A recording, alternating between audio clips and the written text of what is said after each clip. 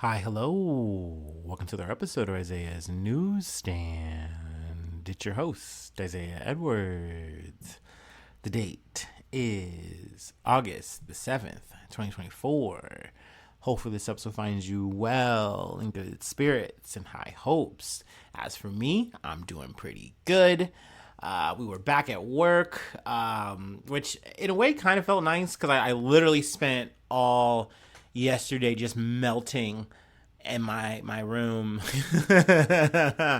I would like play on my game a little bit until I would just get like just a whiff of fatigue, and then like that plus the heat would just make me want to lay down until I took like anywhere from like a 40-minute to like an hour or two nap, and I just kept like doing that like after I ate and showered. So that was like kind of my night, but overall it was fine. I got enough sleep to get me through the day, so I'm fine with that. I'm good with that. As for today, I was happy that the water was back on, but I got some potential bad news from a coworker saying that like, hey, they didn't actually finish the job, so they're probably gonna have to turn it off again today. And I was like, ooh, what about my poops? But they gave me a line on a tip of not a secret bathroom, but a bathroom that no one knew was working except for a few select people. And it was one long scooter ride from our now super long warehouse. And I could just use that in case of emergency. Luckily, though, I didn't have to use it or the shitty porta potties. The water held, so everything was fine. So that was good. Awesome. Clap it up for that. Yay. Awesome. Also, I hopped on the scale and I wasn't 260 pounds. We were lighter again, so that's good. Nature is healing. Hopefully, I can keep it that way. We'll see. Probably not, but whatever. So things were looking up. Things felt better today. I feel like I was just in an overall better mood, back in the habit, if you will. Let's see here. So, enough about the day. Let's talk about the food. I had burger, hot dog, fry. It was really good. It was really yummy. And I feel like I've said this before, and I'm saying it again. I feel like I'm like officially cementing it. I love tomatoes. I really do. And this is like a full circle thing because I used to be a tomato hater, and like now I'm a tomato enjoyer. Like I was thinking about this as I was eating my burger, and I was like, they really do just make the burger better. There's just something about the like mushy, watery texture of a tomato on a burger that just adds a certain kind of like quality to it that I cannot match with any other piece of roughage. Not to say that like you don't need anything else but a tomato, but it just plays such a crucial role. And I think I've just been such a fatty, like anti-lettuce being like from as a kid that like I don't know, it just fully dawned on me as of like last year coming out of Five Guys. I don't know, it just hit. I'm having epiphanies. I don't know, but overall, like I said, good meal. Really enjoyed it. Feeling good. Feeling fine. It's Wednesday. It's Hump Day. I feel like I'm a little bit off track a little bit because taking the day off or whatever. But I keep saying it. We're back in the swing of things, baby. Anyway, let's go ahead and do our startup. And I have a special startup today. I was at the liquor store. I didn't go yesterday. I went today. And I said, and they have this little kiosk, this little thing of buzz balls. And I've never had a buzz ball. So I figured we're going to blast off with a buzz ball for the first time. It is a strawberry Rita one. It's like red. It literally looks like a health potion. I love that. So, but I've heard mixed things, maybe bad things about it. So let's just go ahead and we'll do our startup, and I'll give you a review, and then we'll get into the news. How's that sound?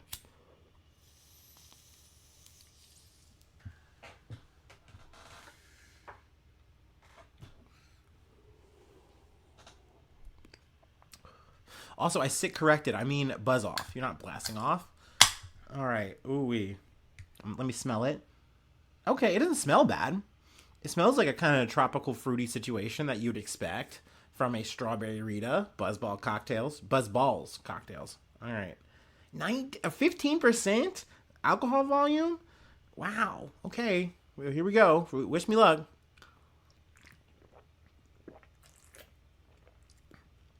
Oh, wow. That packs a punch. But it's not so bad. It's not so bad. It's just a strong. I think I'm gonna.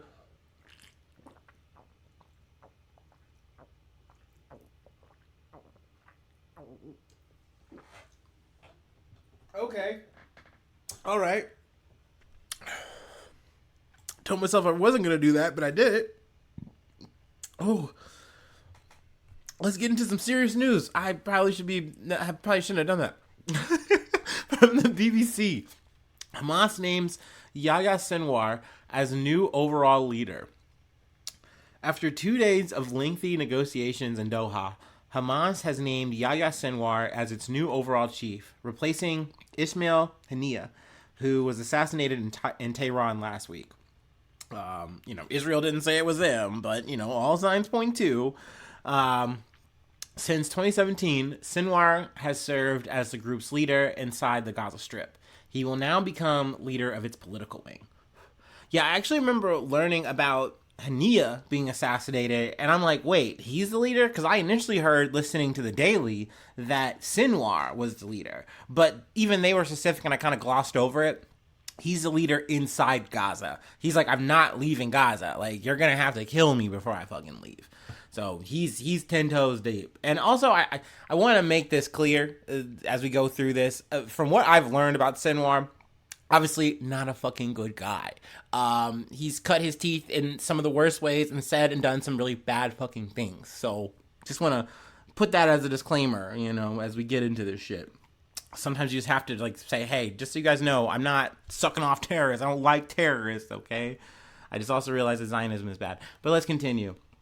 The Hamas leadership unanimously chose Sinwar to lead the movement, a senior Hamas official told the BBC.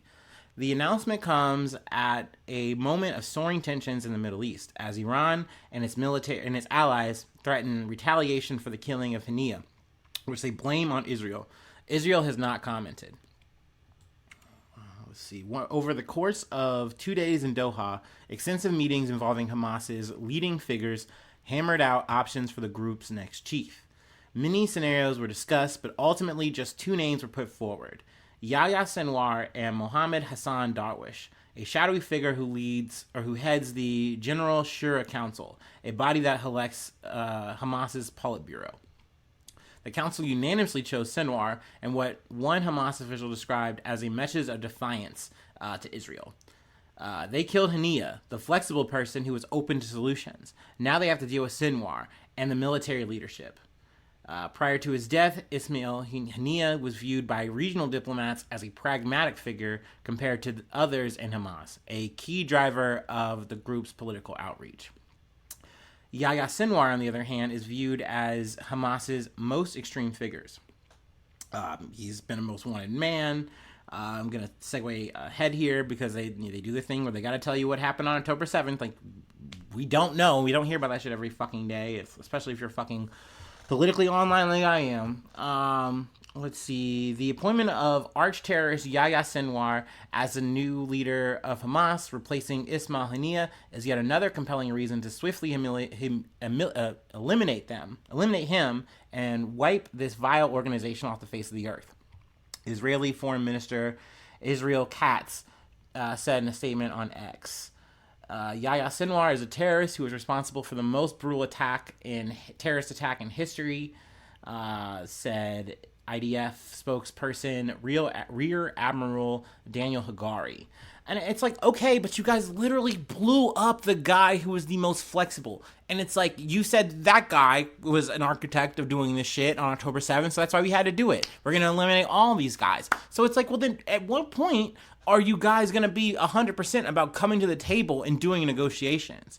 So it's like, now you have a guy that's probably essentially not going to negotiate with you, potentially. Who knows? I don't know. I don't want to speak for this fucking guy. But it definitely seems like negotiations are only going to get harder. Meanwhile, you have Israel punching every neighbor in the face for whatever fucking reason. And it's like, where are we going from here? Because it doesn't seem like we're getting any closer to a ceasefire agreement, which is already a fucking matrix of a fucking problem to tackle anyway. And then you just fucking literally blow it up every fucking chance you get.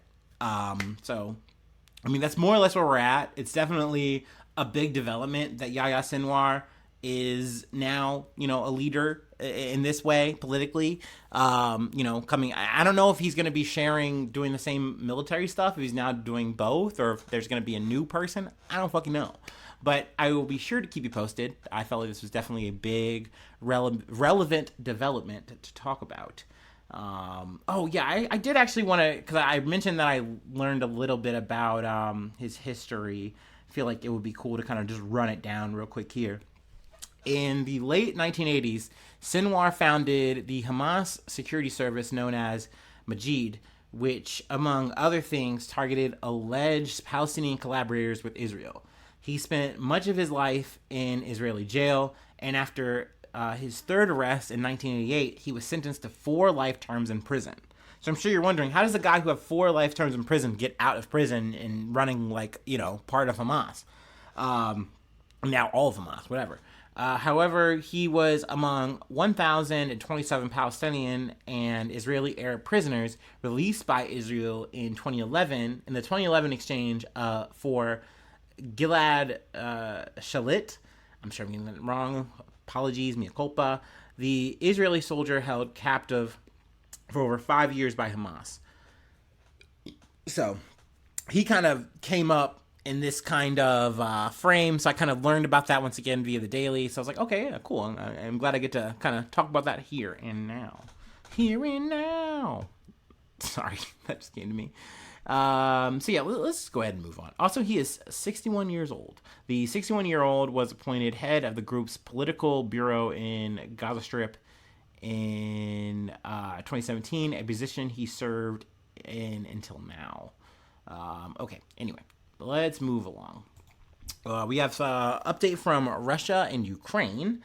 Russia says Ukrainian troops crossed into its territory and launched massive attack. Russia has accused Ukrainian troops of crossing the border into its Kursk region, which, if confirmed, marks the first incursion of its kind from Ukraine and puts pressure on Moscow in an area largely unaffected by the 2-year war. The Russian Ministry of Defense, the Russian Investigative Committee, and the Russian Ombudsman for Children said Ukrainian forces had launched a massive attack on Tuesday, attempting to break through the Russian defenses on the border of the Kursk region, which sits just north of Ukraine's Sumy region. Russian President Vladimir Putin called the alleged incursion a large-scale provocation, saying Kyiv conducted indiscriminate shooting from various types of weapons, including missiles at civilian buildings, residential buildings, and ambulances. Ukrainian authorities did not comment on the claims, and CNN could not independently verify them. The extent of the attack, including whether Ukrainian troops took over any settlements or caused damage to any strategic targets, remains unclear. It is also not clear whether Ukrainian soldiers remained on the Russian territory. Russian authorities and military bloggers said Ukrainian forces attacked by land and air to enter Russia near the town of Sudzha, whatever. My bad. A town of 5,000 that lies about 6 miles or 10 kilometers from the border. The Russian Ministry of Health says that 31 people, including 6 children, were injured as a result of Ukrainian shelling in the Kursk region. The mayor of the town, Vitaly Slashkev, described very tense atmosphere, telling Russian state news agency RIA Novosti, "There's no time to talk. Many people are calling about evacuation." The available geolocated videos do not indicate that Ukrainian troops have entered the town. Slashchev had earlier told state news outlet RT that the town was not under the control of the Ukrainian forces. Border guards are putting up serious resistance to the advancing enemy troops, according to one unofficial Russian telegram channel, Daya Mayora. Unfortunately, enemy reconnaissance groups are penetrating further, the Post added. So it's important to add here that's like, we don't know if it's actually Ukrainian forces. If I was speculating, I would say yes, because the level of attack, I don't think that we're talking about some kind of like Ukrainian separatist group that's actually like getting like any kind of forces to like back off or bow down in terms of like from the Russian side. I don't know. Maybe that's possible, but essentially, you got to go with what the people are telling you, saying, hey, we can't confirm it. We can't actually say Ukrainian forces are doing this, like, yada, yada, yada. So, for the sake of integrity or whatever, I'll go along with that too. Why not? But, I would be surprised if this was just some kind of like separatist group that was able to just do one big push here or something like that. But it also lines up with kind of the trend that happens, because literally we are on our second year of this fucking shit, where it's like, look, we're in August. Like, this is kind of the peak of the summer in terms of like, get in your last pushes because winter is coming, right? And once winter comes in Ukraine and Russia, there's not much movement that either side can really do. You kind of get forced into a stalemate situation. So if you want to get territory, take territory back, whatever you want to fucking call it, whatever the fucking perspective is, you kind of make your hard pushes right here, right now. And we just talked about fucking, Ukraine getting the F-16s. They just sank a fucking sub. So this is all kind of adding up with the math that kind of adds up with the conflict. You know what I'm saying? It's weird. Like, there's definitely a certain kind of pattern that I've seen, and I feel like, I'm not a fucking war correspondent or whatever, but like, you can kind of say, oh, okay, this just makes sense. This adds up. Like, if we go into another year with this shit, which it seems like we sadly will, I bet that adds up, that once, these are going to slow down in December, and then they're going to heat up again once spring hits. But, I'll be here to keep you posted on whatever happens, whatever the season. All right, let's go ahead and move on, because I feel like I riffed enough. I riffed it and I biffed it. I don't care. Anyway, let's move to the States. Dude, primary stuff's still happening, but at least this isn't like presidential primary shit. We're talking like Congress stuff. But it's another L for the squad, which I am I'm sad about. But from BBC. Squad member Cori Bush loses congressional primary. And I mean sad in the sense of like any kind of like political movement that I'd be like, oh, wow, that's something that you can actually kind of root for in American politics. And it's just sad to see it literally just getting like just sniped out, like person to person to person. Let's get into it. Democratic Congresswoman and squad member Cori Bush has lost her primary race in Missouri, according to U.S. media projections. Wesley Bell, a St. Louis prosecutor, will instead be the party's candidate in the state's first congressional district this November. Miss Bush, a nurse, came to prominence as an organizer in the Black Lives Matter movement, and after taking office in 2021 as one of the Democratic members of the squad, who are known to support progressive causes. She has been a vocal critic of Israel's war in Gaza, with pro-Israel groups spending more than $10 million, or 7.9 million, what is that? Is that pounds? We're going to say pounds. It's the BBC. It's got to be pounds. I was going to remind myself of that. Brexit and all that shit. On efforts to unseat her in the primary. Projections from both the Associated Press and Press News Agency and NBC News suggest Mr. Bell is on track to win. He's already won. He's already projected. He had like 51%. She had 46%. But it's important to note that the AIPAC, American Israel Public Affairs Committee, pledged or vowed to spend over $100 million to unseat progressive lawmakers who have spoken out against the war in Gaza, Politico reported. In her concession speech, Ms. Bush declared, all they did was radicalize me, so now they need to be afraid. Hell yeah. And I was rooting for Bush, like I said, up top. It's a shame this happened. This happened to Jamal Bowman. In that sense, with Jamal Bowman, they spent $15 million. In the case of Cori Bush, they spent $8 million.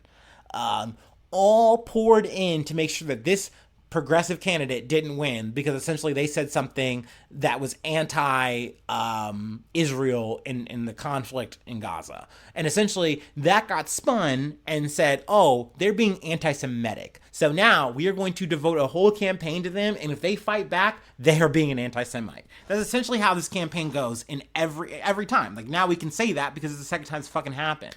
And it definitely looks like AIPAC is going to spend all their time and money getting rid of any kind of like progressive, quote unquote, far left, whatever. And it's so funny. Like, I cannot say far left and like not laugh when we're talking about American politics. It really doesn't exist. When I saw like AOC fucking cave on any kind of fucking Israeli measure because she didn't want to fucking ruffle these kind of feathers, like, it's like, yeah, dude, this is progressive as it gets. Like, this is the limit, dog. And you even see Bernie Sanders do that kind of shit. And I it's sad, but I get it. I do understand. It's fucked up that you literally are watching this happen person to person to person, and they call it out, and then they get called a fucking anti-Semite, and then they lose. And it's like, what are we doing here? Like, this person was perfectly fine until they actually say some real shit about what's going on in fucking Gaza.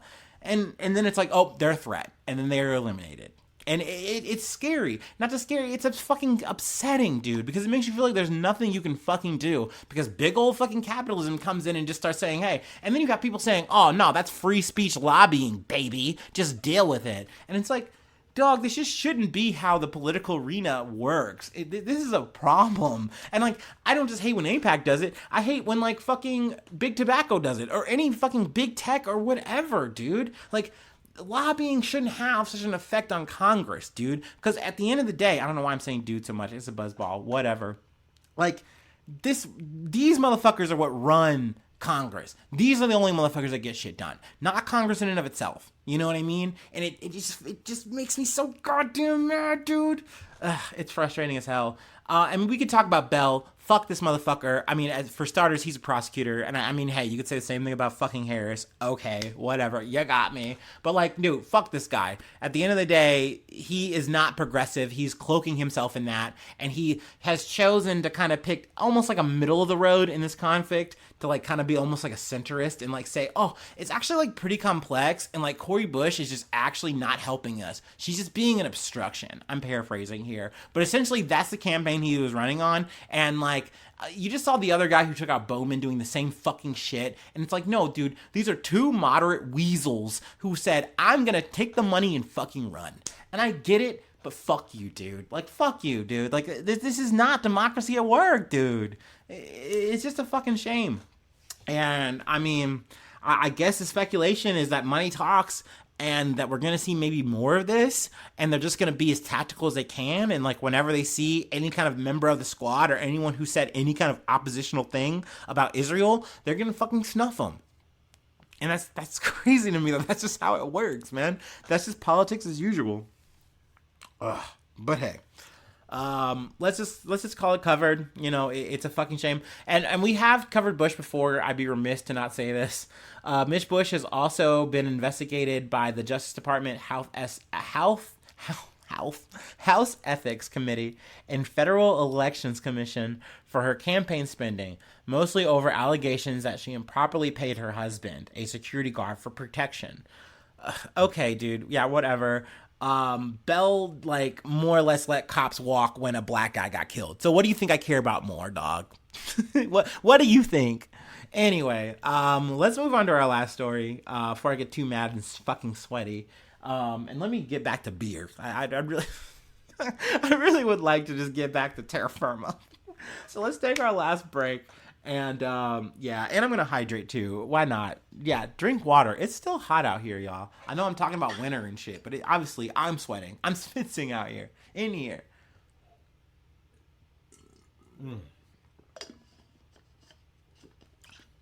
Okay, yeah, feel free to take your last break with me. And let's talk about Debby.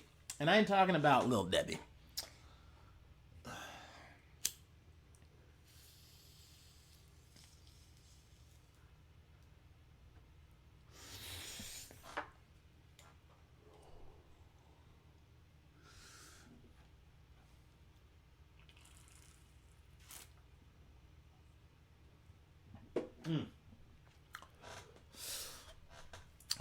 Oh, we're so back, dude. Okay. CBS News. Tropical storm Debby dumps rain, gains strength offshore ahead of forecast South Carolina landfall. Now, I'm not going to lie to you. This is going to be like full-on riffing. But let's just start at the top. Tropical Storm Debby is taking a breather over the Western Atlantic, but isn't done dousing the coastal Carolinas before slowly marching north. The National Hurricane Center says it poses a major flood threat for parts of the Carolinas. Debby is still drifting slowly offshore from the coastal South Carolina early Wednesday afternoon, lingering in a spot 55 miles southeast of Charleston and 90 miles south of Myrtle Beach. A second landfall in South Carolina was forecast to happen by Wednesday night or Thursday morning. So yeah, this storm has been moving really fucking creepy, really fucking weird. It's hit parts of the South and parts of the East Coast, and it's just been kind of like tearing up slowly, like I guess up and out is the way I feel like I can describe it. Maybe I'm fucking wrong here. I'm not a fucking weather person, but they said that the way that it's kind of been moving is that it's not moving like at all. Like it's supposed to kind of be making a way around and then dissipating out and like getting weaker, but instead it's kind of hanging closer to the shore and like also merging with like another front and kind of making like cyclone type situations. So it's just crazy out here. And like I said, it's hitting all kinds of areas. We're talking like Georgia, we're talking New York, we're talking Vermont, a lot of Carolinas talk between north and south. Excuse me. Ooh, there it is. There's the burps. Whew. Releasing the demons. But unfortunately, God damn it. Unfortunately, 6 people have died since not hurricane, but Tropical Storm Debby has been in motion, been in effect. So that's very sad. It's very unfortunate. I was hoping that like when the storm initially started that it was going to be maybe not as bad. But then when I heard a breakdown from like a meteorologist, I was like, oh, that sounds terrible. That sounds really spooky and fucked up. Like, and don't be wrong, like, I'm a spiritual person, but, like, I'm not saying, like, oh, you know, nature is alive and blah, blah, blah, blah, blah, but, like, it is one of those things where it's like, why would nature move like this? Like, why? like, goddamn, we don't need the rain that bad, fuck. And then, like, yeah, apparently, like, tornadoes can form in these fucking situations where it's like, oh, no, duh, Isaiah, but, like, damn, dude, that freaks me out when we're talking about tropical storms and then we gotta talk about tornadoes on top of that. That seems like a sampler platter that I never would order. So yeah, my heart goes out to, obviously, any of the lives lost, any of the families involved. Obviously, a ton of fucking damage. Like, dude, I literally, this is some offside news. I was driving home, and I saw, like, plumes of smoke. I was like, oh, fuck. And then I'm, like, scrolling through Facebook / doing research, you know, as I'm wont to do.